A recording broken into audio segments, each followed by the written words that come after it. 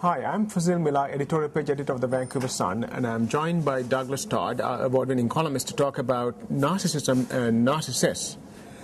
Doug, anybody who's asked, do you know of narcissist or do you know who somebody who's a narcissist, will say yes. Can you tell us what are the signs of, how do you identify? Is there a scientific basis for identifying who is a narcissist? Yeah. Well, it's a very confusing term that gets tossed around a lot, and some people say they should just get rid of it because of that. And unfortunately, narcissists have become a term you just use about somebody you basically don't like. Okay. You know, it's most common thing said about ex-husbands.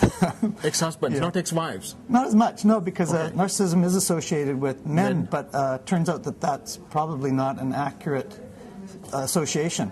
Okay. So what I learned is that there are now two basic types of narcissists. The classic one that most of us relate to is the arrogant person who's manipulative, full of themselves, name drops a lot, has kind of superficial relationships, but lots of them. They're kind of exciting. Tends to just use people and uses them to stroke up their ego and make them look great. You know, I'm sure we probably do know people like this, and they're often very successful.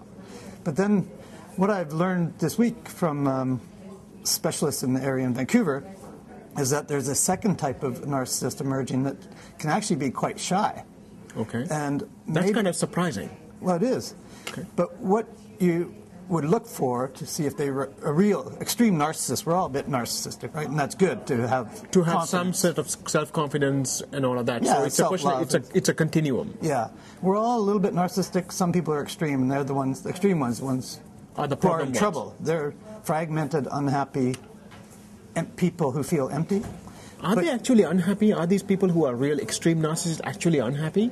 That is a good question. They're often filled with kind of a glow of their own self-pride, right. But in their darker moments or reflective unglamorous moments, they're unhappy and often bored, actually.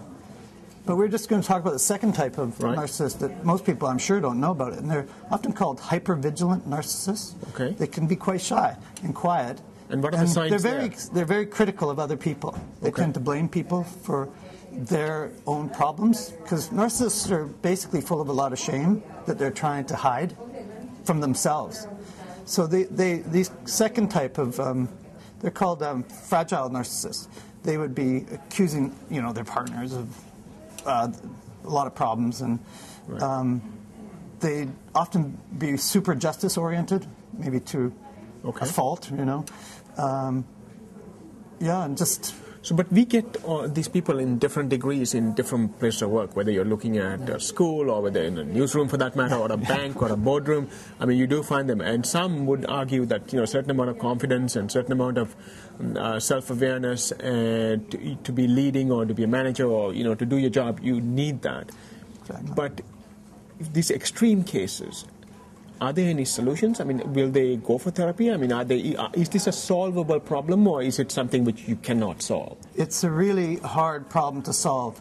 And these psychiatrists now think the general population has maybe up to 6% are narcissists. 6%? Yeah. That's pretty high. Yeah, it is. But the narcissists that don't go for help very often because they're pretty full of themselves. They don't think they need help. But some of them do crash, into extreme depression or anxiety, and then they might go seek help. And then that's when the treatment might start. And they are very hard to treat, but there's no medication, obviously. It has got to be... No, but narcissism usually comes as part of something else, which the medication might be good for. But what they tend to need is just a lot of, empathy. And it's often hard for a therapist to give that to them because they kind of don't like them. Right. And the therapist has to be aware of that. They're not exactly likable characters. They're not too likable. They're kind of boring, frustrating, and you kind of end up hating them a bit. The other thing they need is just clear boundaries set, because they tend to manipulate and use people and have very loose boundaries. They're just sleeping with everybody or using anybody or making up their own rules. The normal rules don't apply to them. Exactly. That's a very good way to put it. They don't think the normal rules apply. Because they're so special. Exactly. They're very special. They're kind of sense of superiority around them. Grandiosity, as they say. If you need to know more about narcissism and all of that, you can certainly read Doug Todd's column tomorrow, which is Thursday in the Vancouver Sun, and online at www.vancouversun.com. Thanks, Doug.